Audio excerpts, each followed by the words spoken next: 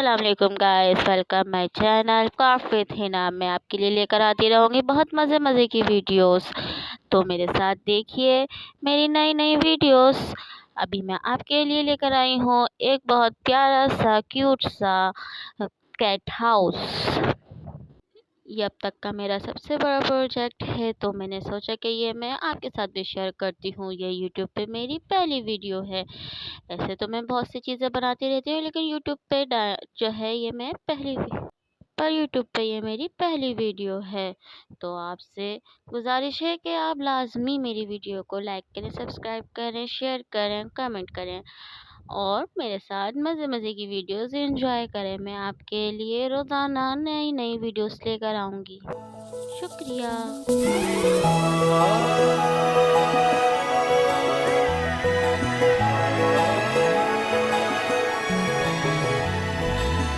जाने तमन्ना जाने अदा तू है मेरी पिया,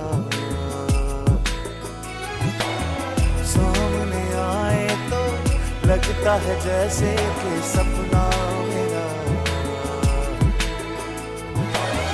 धड़कनों की तू इल्तिजाओं से मुझको मिला, क्या कहूँ कितनी तू दुआओं से मुझको मिला। जो भी कह ले ये तुझसे ज़माना भला, तू जान ले इश्क मुर्शिद मेरा, जो तू कहे तो इश्क मुर्शिद मेरा।